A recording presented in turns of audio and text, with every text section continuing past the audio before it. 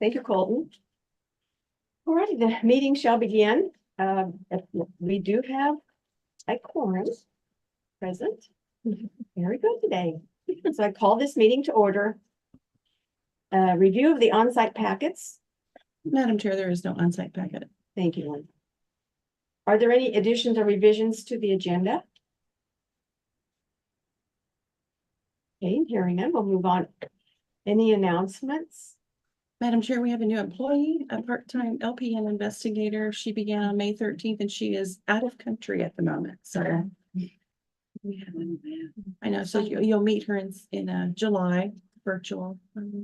Very good. And she's an LPN, came to us. So she's a good fit for the team, we think. Yeah. That's great news. Catching on fast. Yeah. Great news. Okay, move on to the approval of the minutes from March the 25th, 2024. Madam Chair, I move approval of the March 25th, 2024 and April 29th, 2024 minutes. Sharp. Is there a second? Edgar Goldsmith, board member, I second. So it's been, there's a motion and an approval to approve both the March the 25th and the April the 29th. All those in favor say aye. Aye. Opposed, nay. Motion is carried. The minutes are approved. We will move on to the consent item agenda and unfinished business.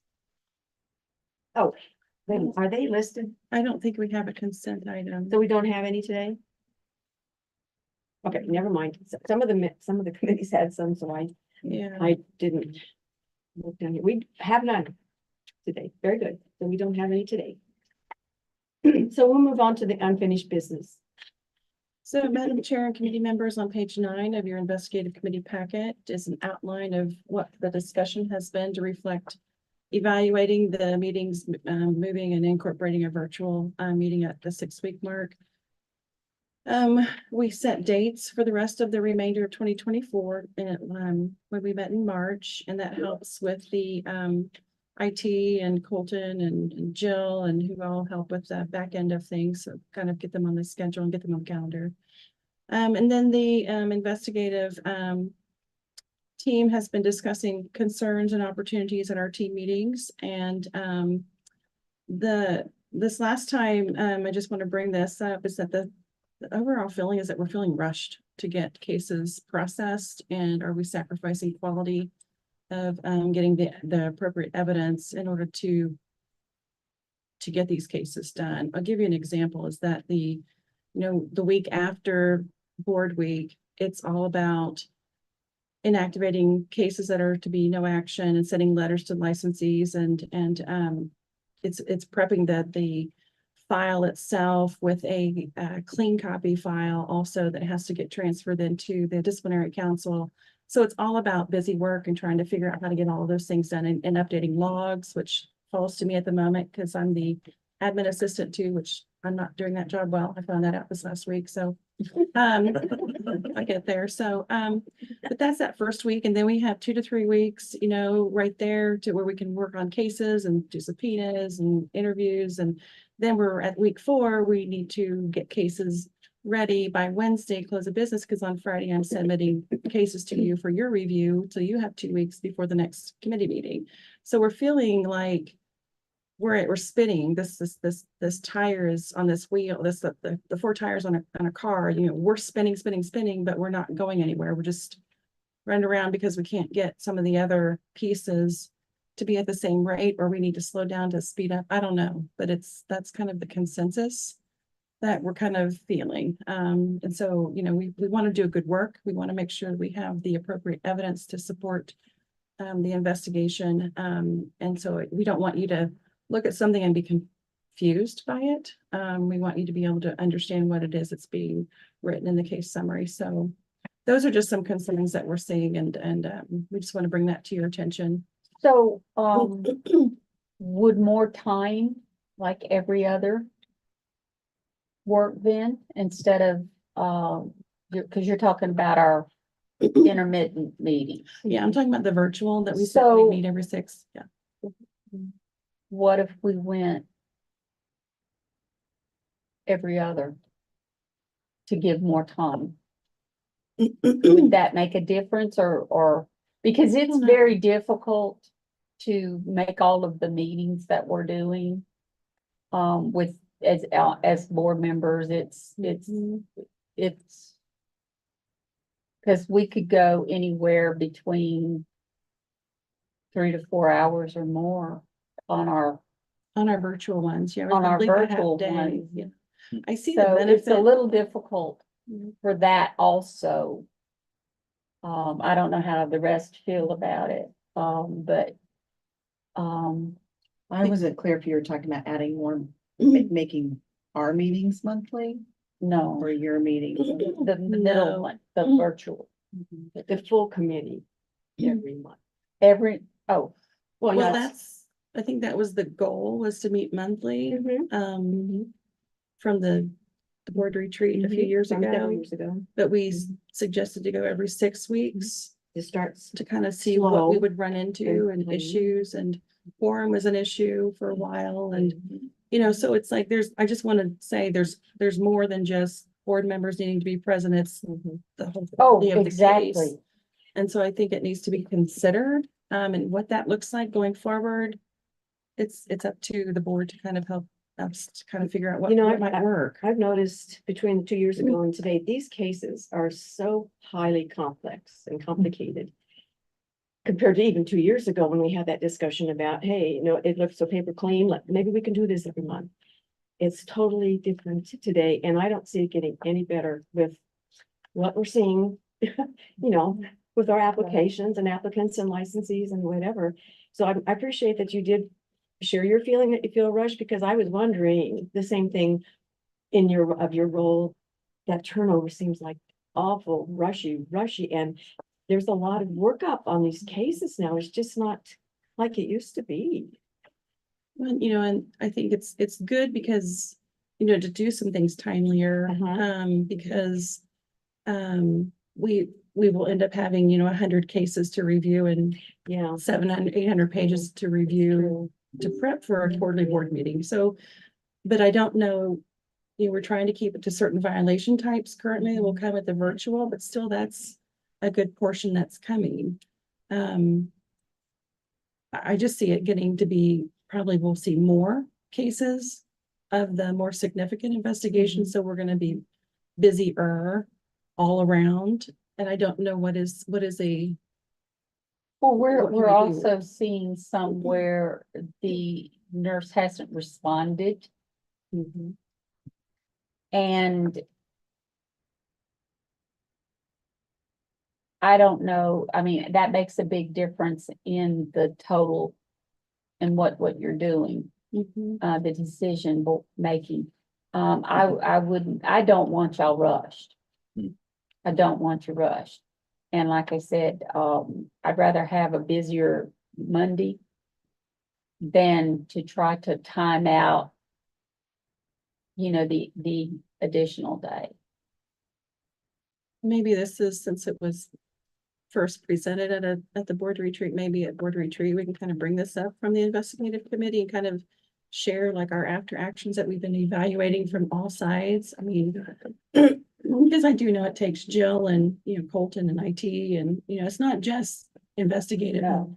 or board, it's the entire agency is affected. So how do we make it be a win-win so that we can make sure we get cases processed timelier, but yet, we can make sure we have quality evidence at the same time. So I don't have answers. And we had discussed also about additional board members because of, the fact that some of us couldn't make it every time. And then we were run into quorum. Mhm. And it's like, yeah, I'd be happy to discuss that during the retreat. Okay, so maybe we can just add that then at board retreat. Then. It kind of makes me wonder now, the boards that are doing it that way, what are their sizes? Because it seems like our board is busy as it is, and I just can imagine doing these monthlies anyway. I don't know. When I was at the discipline case management conference, was it a week and a half ago or so? Excuse me. some boards are meeting monthly, but it's like, I Yeah. don't know if their laws are different to where they, and their internal processes are different. I don't know, but because everybody has to allow, I think, to do due process once you Yeah. decide. So we, if they want additional time to respond, we want to give them that time to respond because we don't want to them have that opportunity to challenge that Right. they weren't allowed time to respond Exactly. as an example, but at the same time, we need to get cases processed. So I don't know, and you'll see the data later. It's like, we have complaints coming in and we're closing out cases, but we're adding more cases than we're closing out. So Mhm. even with, more staff, so yeah, I don't know a happy medium. I don't just I presenting. don't either. I just know, the amount of time it took to review it again for this case was pretty extraordinary. And if we're going to add meetings, I would suggest we do them in 25. I've already kind of booked out my calendar for 2024. I don't feel like I can add more time off work. But Mhm. I could, if I can plan it out ahead of time, I'd be more amenable to that. I'm not saying add more meetings because I don't think that we would be able to keep up on our end. Okay. I don't think so either. It doesn't sound like it's I just don't know how well it's unrealistic for working. the currently. investigators. So I just wanted to bring that to your attention. I do know that I put in here what the goals were from the strategic planning meeting, that they wanted us to meet monthly and assess operational efficiency for case investigations, which is what we've been doing, looking at kind of, the subpoenas and the lack of response from facilities. Things are outside of our control, which is what Carol has indicated that we need to identify so she can relay that, sometimes we don't get all the information that we need. Right now, we have facilities that have closed and trying to find out where their records went. We also have offsite parent companies, so medical records are wherever, and you got to find the right person to send a subpoena to. Risk managers at the CARCM meeting, because I'm a member of the CARCM group, the quality risk managers for the state of Kansas. At their spring conference at the 1st of May, they indicated that of 105 risk managers, they had 72 openings. So, they've got a huge turnover in risk management throughout the state also. So that's an opportunity to educate.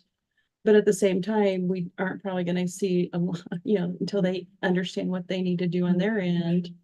Yeah. So I don't know. Linda, does staff see any opportunity for, I don't know what the term is, but like cases to find other ways to standardize certain actions that are delegated to staff as automatic that don't require investigative committee review? The ones I'm thinking of are like the ones that were kind of at the end of our like the current CNE audits packet. and Yeah, things the like that.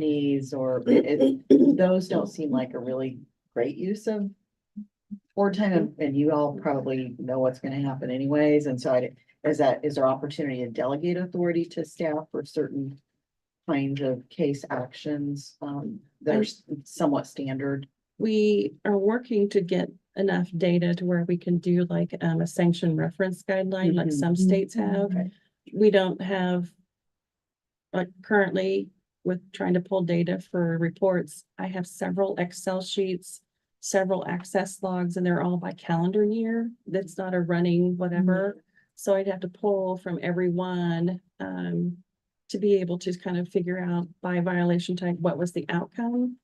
It could be where currently too, the board made a decision that we want to revoke, say a license that had drug diversion, workplace impairment, positive UDS screen, been in and out of KNAP, not rehabilitating.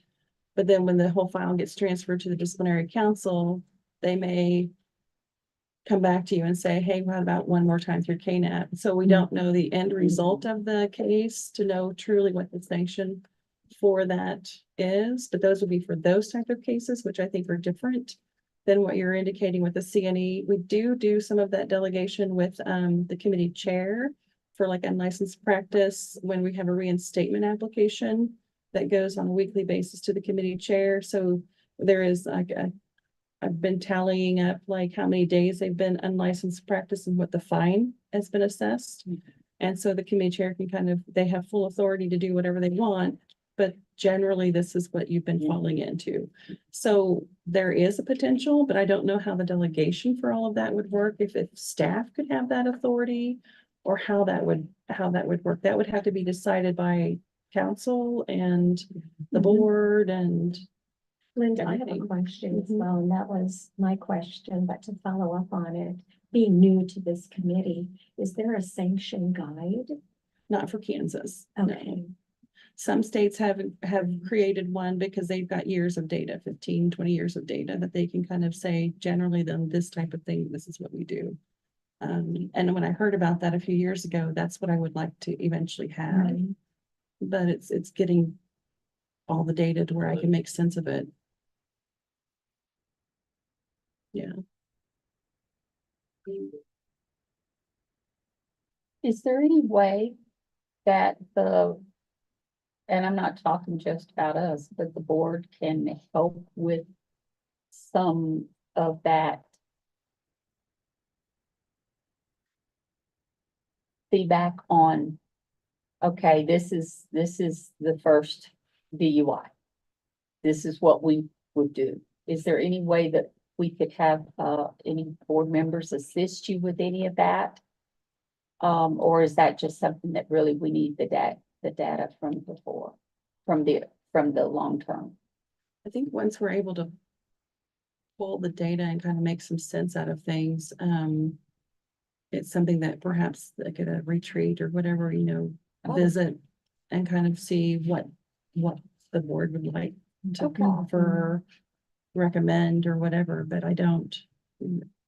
that's about all I can do. I don't think I can pull anything for 2 weeks from now, Oh, no. but I can try to pull something. No, but it Maybe get up just in the the discussion. examples of the other state sanctioning guidelines, if we Right. could just see, I you can know, get some. just to start to get a vision of what that could potentially look like. Okay. I know, it's West Virginia, yeah.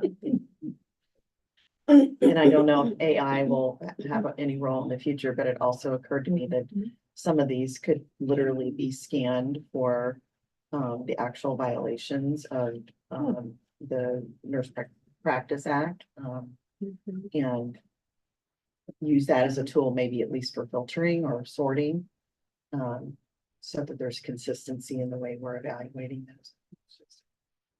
We've Probably got the a- professional version now for that, and we're talking about it on the state level, Hmm. how we can do some of that. For example, I took the Nurse Practice Act and took all our regs and everything and seen where the relations were, and duplication is in there.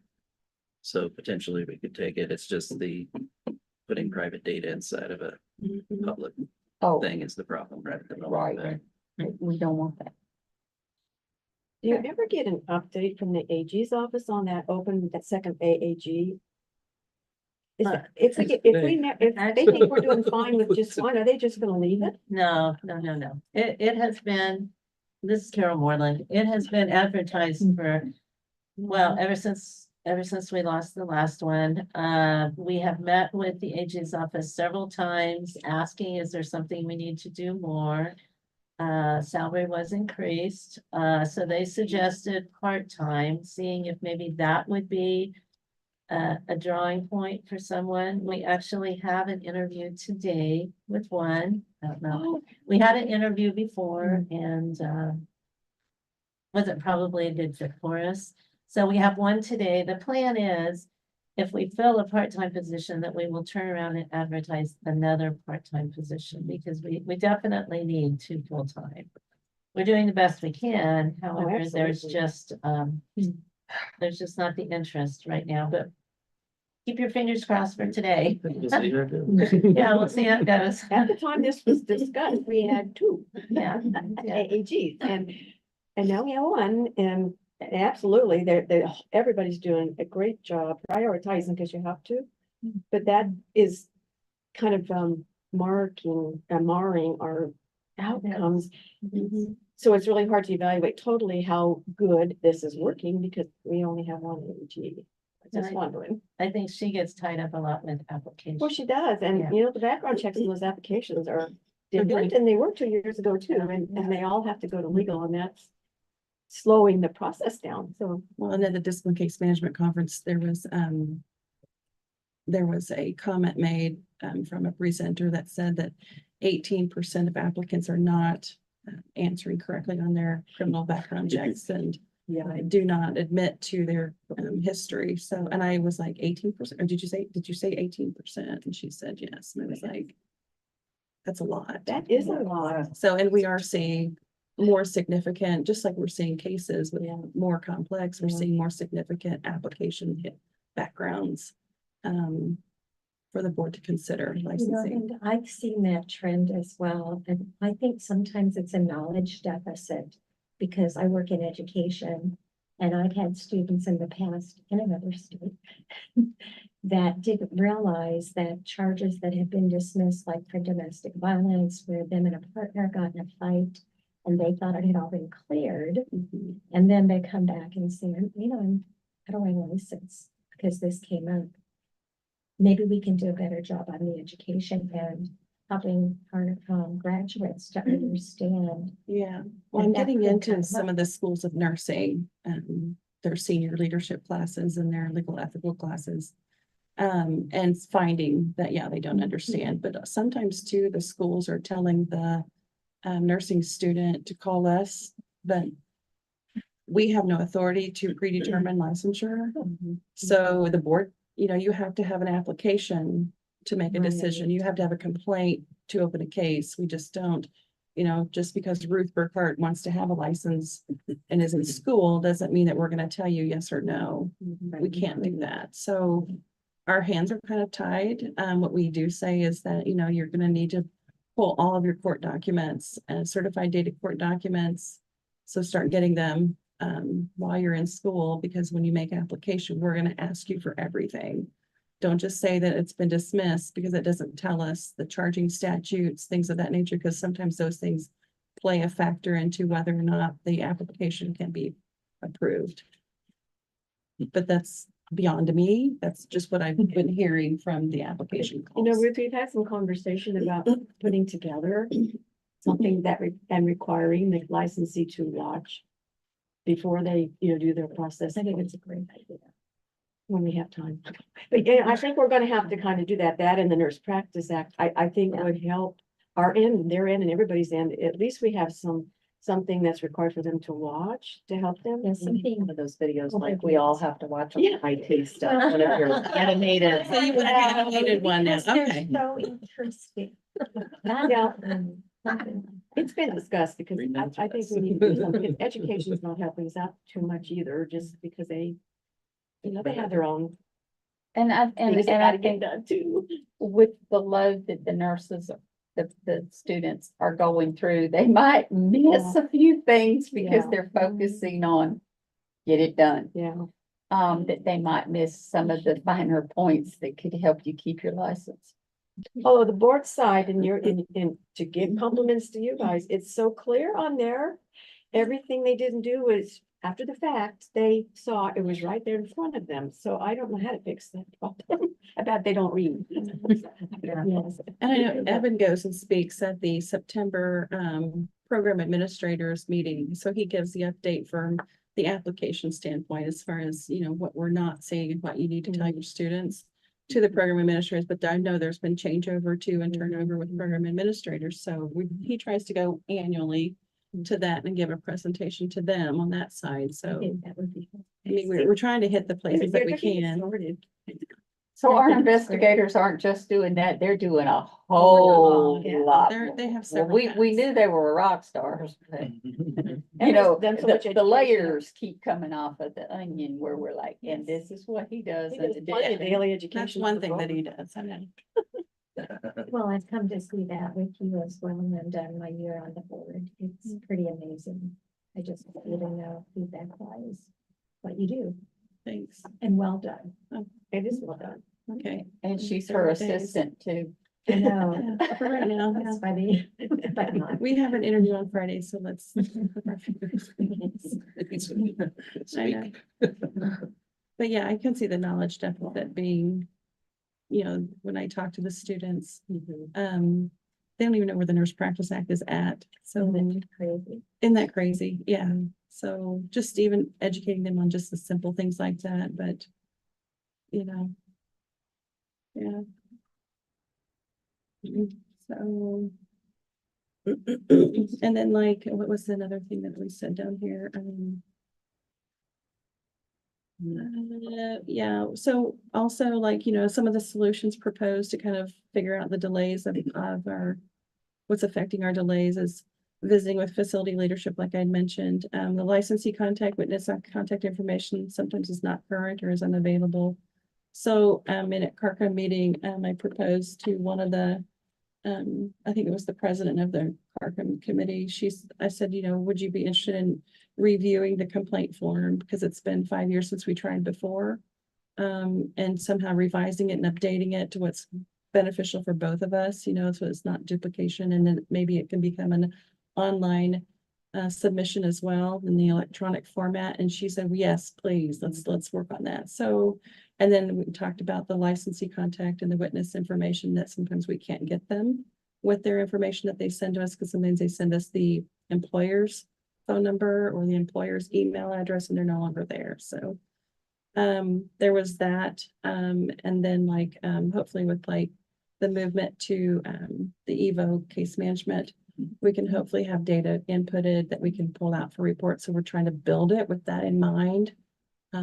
So we're working on things, but it's just not quite there. On the So licensee contact information, do investigators have the authority to just go out and Google to try to find these people, or is that inappropriate? Can you only act on what you have on record? Because you can pretty much find anybody anywhere at this point. And I didn't know if that would make things easier, better, or if it's just something you can't do because you can only act on what's provided. I think we do look at websites if they have a business that like nurse practitioners. I know that if there's whatever that they've been reported, so we'll go and look at I'm that. thinking like the white pages or some of these other Social Yeah. media. subscription We do look to see if we can search find engines them. that-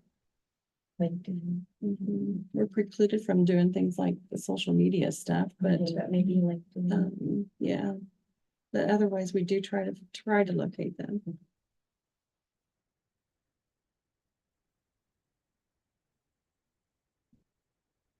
And then the digital media, we're still. So, yeah, we're still looking at the security risks. So we're, anything that comes in the door in a flash drive or whatever, we have to look at it off network. And, the potential solution is to use the KiteWorks, it's a secured medium to be able to submit information back and forth. I use it for foreign productions as well. But we're drafting end user instructions. And then it requires a lot of IT upgrades. So that's another area that, IT has to be involved in to keep that up and running for us. So that's our efficiencies that we're trying to figure out.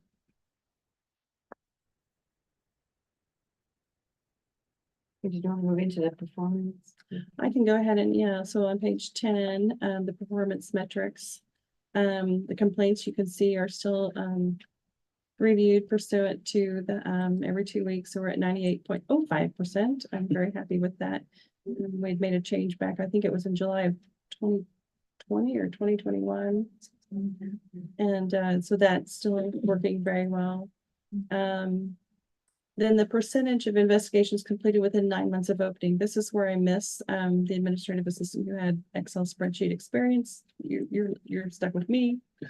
So last time I reported that, we were at 58% for the fiscal year. Well, all of our data is in calendar year. So in order to make fiscal year, I have to take data from one and data from another and then combine into another spreadsheet and then be able to pull data as long as it's been logged, which again, I wasn't doing my job. So that had, so I'll get it for the annual report, which is at the end of June 30th. Yeah, so I'll get the right number for that. But I went and looked at then calendar year data just to see, are we even getting anything done? So I just pulled calendar year 2023, because I know we're trying to do the most recent cases, that are coming through, and then we're pulling the other cases, because that's why you'll see a licensee with 2 or 3 or 4 cases coming under your review at one time, because we're trying to clean up as we keep going. But so I just looked at 2023's data, and what I found then was that a case that was assigned and opened assigned in 2023, so we have a 2023 case number. But if they were opened, would they have been completed within 9 months? And I had 90%, and I was like, is that right? I mean, I was kind of like shocked myself, but it gives me a better, like more hope to think that we are getting those cases opened and processed. The problem is out of the 750, we still have almost 300 cases that were assigned, but still not opened because of case load per investigator. And so I've got to be able to decrease that so that we can have this. But we don't have any.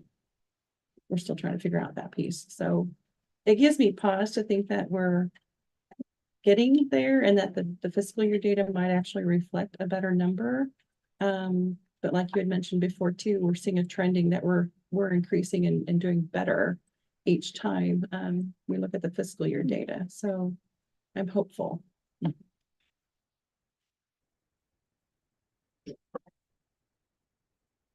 But I did give you some like, delays and like sworn complaints, significant complaints, things like that. One thing was that there were 14 unlicensed practice. I think the last time we had like 26 or so. So we had less unlicensed practice this time.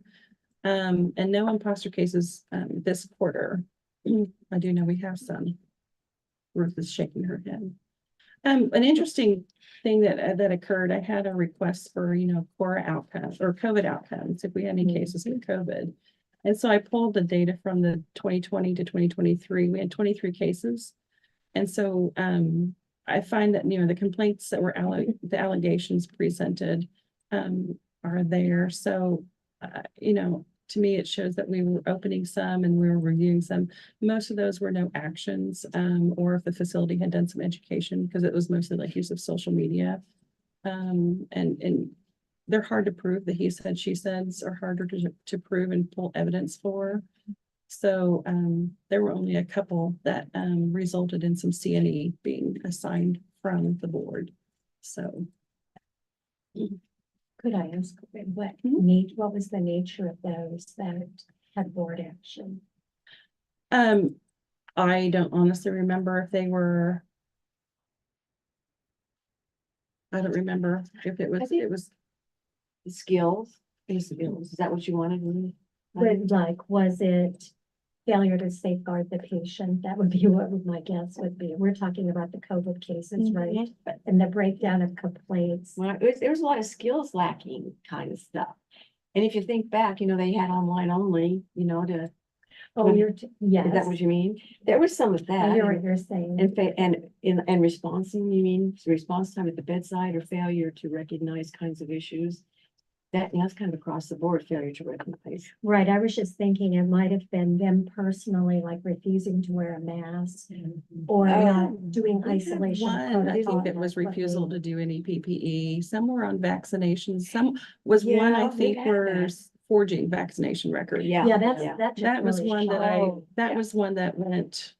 I think that one was one that had CNEs or something done with that one, but because I think it was with a school setting or something, if I remember correctly.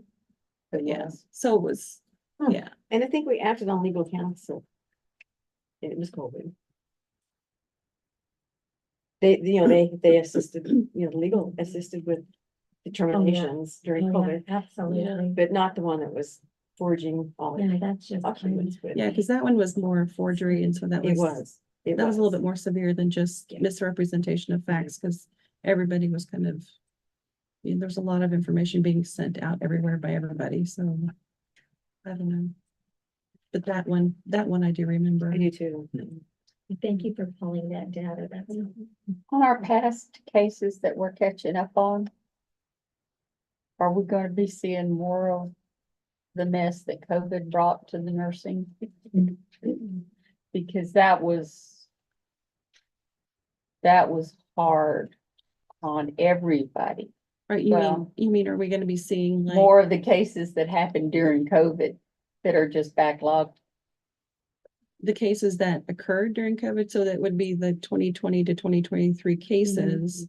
And we still have those open, or assigned and not opened yet. So That was a rough that one. might be a factor in whether or not that nurse had system issues is what you're asking, I think. Coverage. If they have coverage, do they have, were they working outside their scope because they were pushed to another area? I mean, those are Right. things we probably need to consider Mhm. when you're opening up those type of cases, I'm gonna guess. Look at that from We that had a angle lot as of new well. grads. And new grads because they're being Working put in in certain ICU. situations. Like I said, I don't think COVID repercussions are over yet.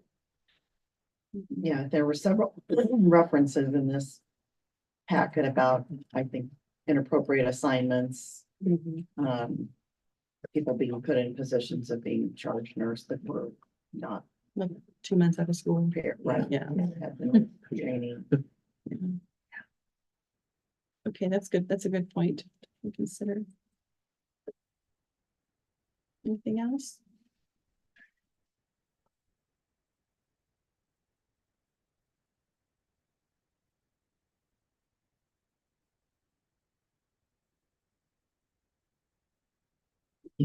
It's all good. When you do a good job and the team does a good job, it's quite reflective how well everybody is working. to Make us good. Guys are doing a great job. The mandatory CNE, oh, you're gonna, okay, mandatory CNE. I think I'm gonna defer that to Carol. Oh. Were you gonna present about the mandatory CNE? There was a follow-up with that for this time. Okay, so I can speak about what the Discipline Case Management Conference kind of Okay. talked about. And then we can visit off and see kind of what Next time. perhaps Kansas can do if anything. At the conference, it was presented like there's workplace violence, there's different hot topics, let's say. And so it was brought up that do state boards of nursing need to do a mandatory CNE for renewals or an initial licensure. And so some of the states were more interested to kind of look into that. It's something I think that, it's a possibility, but I don't know if it requires like regulation or statutory change, and that's a whole nother realm of trying to implement something of that nature. That's what I understand about mandatory CNE at the Did they moment. have specific topics that they really wanted to address? It's Carol Moreland, and some of them have, I think maybe a discussion that I had kind of heard in the past was maybe just doing something about the Nurse Practice Act. Yeah. Because it is amazing when you talk to some of the nurses, they call in and you refer them to the Nurse Practice Act, and I literally had them say to me, I don't even know what that is. Wow. So, I think that was thrown out there, and, there's been some about opioid abuse and different stuff like that. I think it probably, I don't know that it would require a statute change, but definitely a regulatory change. Regulation, if you were to specify everyone needs to get X number of hours of this, and then you have to have it so that they can get it.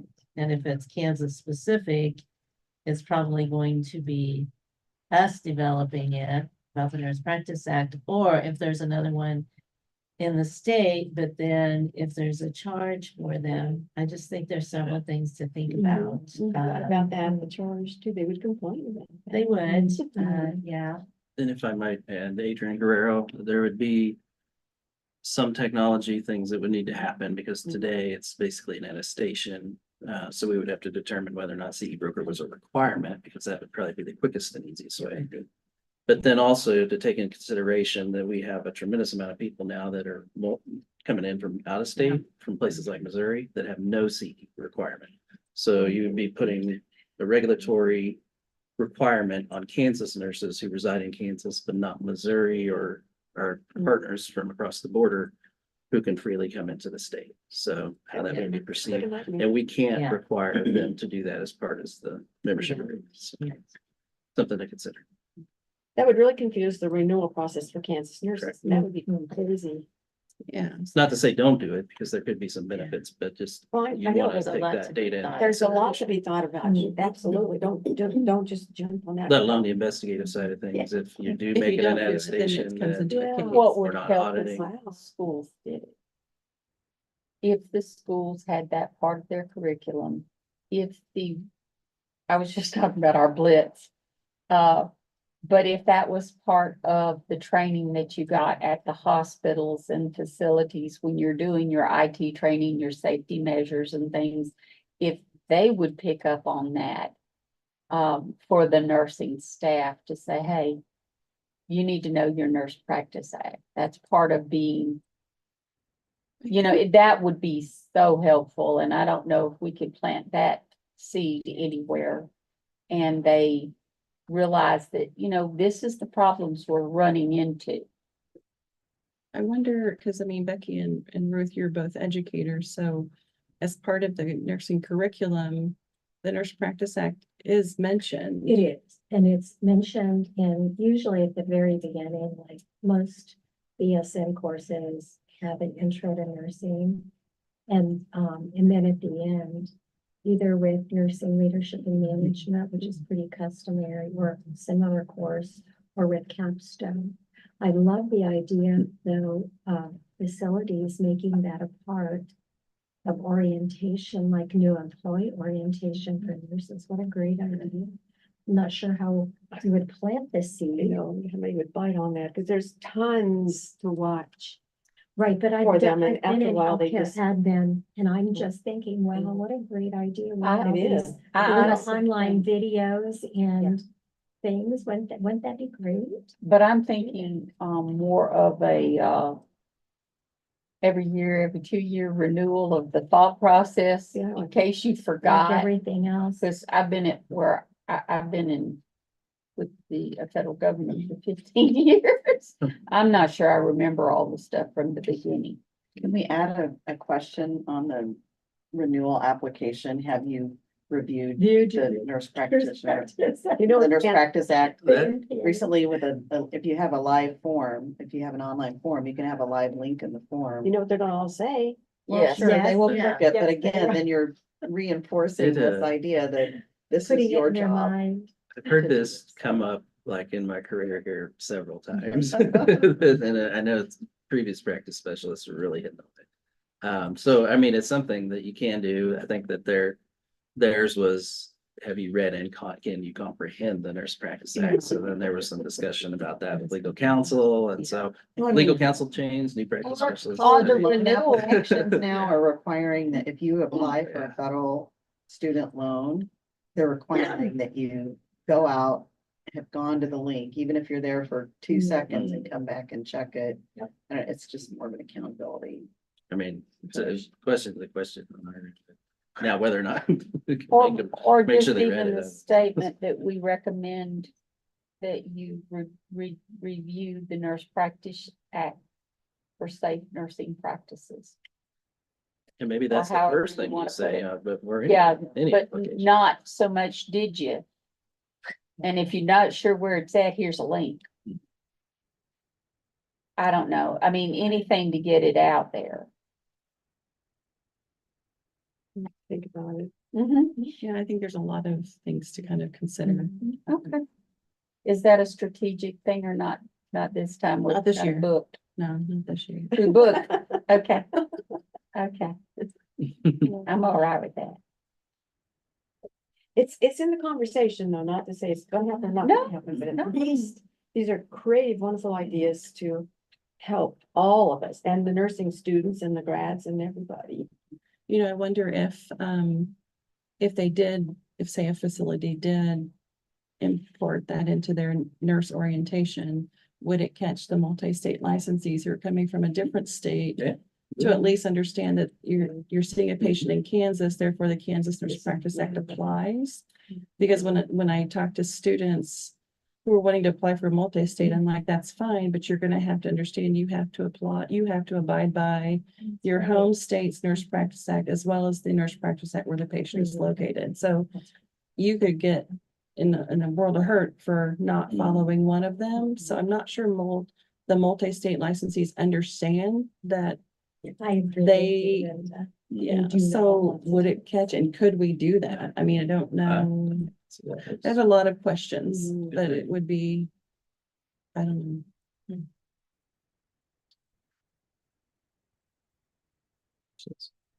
Yeah, because we don't know they're here working either. Mhm. No. Yeah, if they come from an out of state, with multi-state, we don't know they're working unless they get a complaint filed against them. That's all I got, so. Well, that's a good, you can get hot topics from those meetings you're going to. We appreciate the feedback. It's nice to know what the other people are doing too. Besides us, although I know Kansas is still the top 5 in the nation, aren't we? We're good. Okay, next is the new business. And we have the KNAT statistical summary. Yeah, Madam Chair, on page 11, I think of your packet, you have this statistical summary for the third quarter, it looks like. Some possible reasons that the enrollment is low, in discipline case management conference, they're seeing this throughout the country. They're saying that should be close to 10% of licensees, would be considered for, possible substance use, misuse, and at what level that it would maybe warrant a ATD, alternative to discipline programs participation. So if Kansas has 70,000 licensees, 10% is 7,000. We have what, 93 are enrolled, is that right? 93 are enrolled. So our enrollment is 0.15%. So we're not even getting it even close to 1%. So there is talk about cost also, but the goal is to change behavior. Dwayne sent me, you had asked about outside therapists and how to get evaluations and things of that nature. So he did send me the evaluator qualifications and things so that I can give that a copy to each of you so you can read through that. And then that way, you know, because I know you have some questions about some of the therapists that are being used and things. And what are the criteria for a therapist? So he did give me that for you guys to kind of review. So. But yeah, we're trying to figure out, we're hoping with this, the presentations that we do with the impaired, through that impaired health provider education committee with the pharmacists from KU and Dwayne and myself and a risk manager, we're hoping to kind of like talk to the facilities and their leadership about what to look for. And that's been going very well. Dwayne keeps setting up more and more times to get together and go talk to people. So I'm like, okay. So it's just education. I think I mentioned the possibility of this board applying for some of the opioid settlement act dollars, and I did go through the list of recipients about a month ago, and the Board of Pharmacy received a very substantial grant from It's K-Track. is it just for K-Tracks? I think that's what they're using to fund some of K-Track, Okay. since it's I not thought it taken out was of more our K-Track. education for their licensees or something on this particular. There were several state agencies though that received.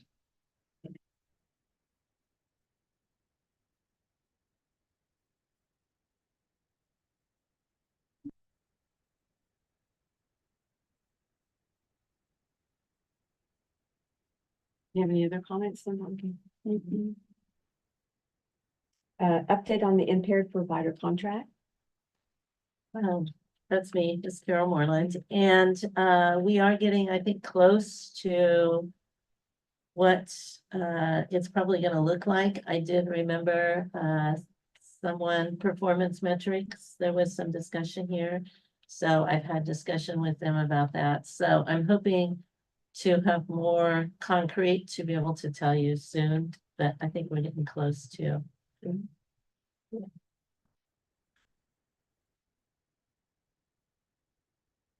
Okay, moving on, we have quasi judicial next. All right. I move that the meeting of the investigation committee be closed to deliberate on matters relating to decisions involving the exercise of quasi judicial functions as authorized by KSA 2013 sub 75431A G1. Sharp second. Did I do it? It's been moved and seconded. All those in favor say aye. Aye. Opposed, nay. Motion carried. We will adjourn for quasi judicial. See you later, Colton.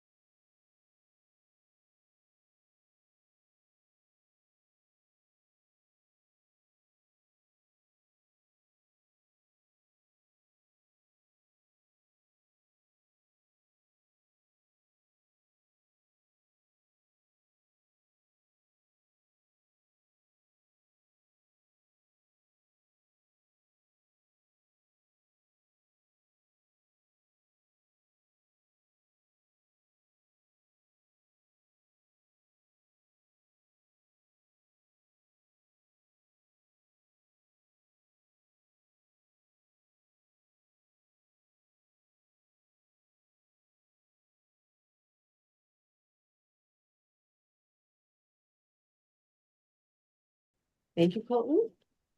Okay, we will proceed now on our agenda item, the next, oh, we have to read the emotions, excuse me. Edric Goldsmith, board member, I move that the investigation committee find that reasonable grounds exist for believing the applicant or licensee is guilty of violating the Kansas Nurse Practice Act in the following cases, and those cases will be continued for further proceedings conducted in accordance with the provision of the Kansas Administrative Procedure Act. Burkhart, second. Thank you. It has been moved and seconded. Any further discussion? Hearing none, all those in favor say aye. Aye. Opposed, nay. Motion carries. And I'm still Edric Goldsmith, board member. I move the investigation committee find the following cases be closed for the reason that no action is needed. Burkhart, second. It has been moved and seconded. Any further discussion? Hearing none, motion carries. Oh, all in favor say aye. Aye. Opposed, nay. Motion carries. I move that the investigation committee approve by consensus the case disposition represented on the spreadsheet titled reinstatement applications. Burkhart, second. Thank you. It has been moved and seconded. Any further discussion? Hearing none. All those in favor say aye. Aye. Opposed, nay. Motion carries. Sorry. I move that the investigation committee approve by consensus the case disposition represented on the spreadsheet titled conversions. Burkhart, second. It has been moved and seconded. Any further discussion? All those in favor say aye. Aye. Aye. Opposed, nay.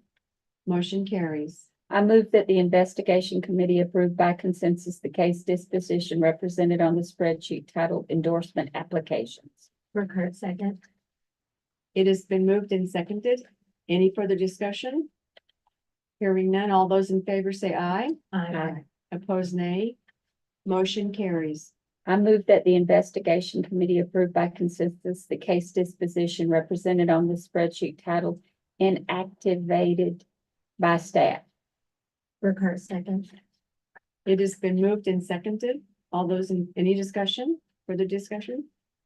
All those in favor say aye. Aye. Aye. Opposed, nay.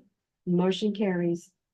I move that the investigation committee approve by consensus the case disposition represented on the spreadsheet titled new grads. Burkhart, second. It has been moved and seconded. Any further discussion? All those in favor say aye. Aye. Opposed, nay. Motion carries. I move that the investigation committee approve by consensus the case disposition represented on the spreadsheet titled case not opened. Burkhart, second. It has been moved and seconded. Any further discussion? All those in favor say aye. Aye. Opposed, nay. Motion carries.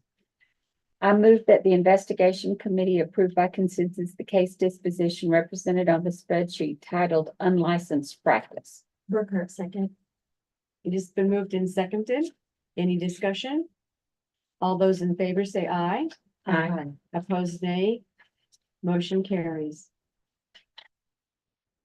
Thank you, Adrian. Appreciate that.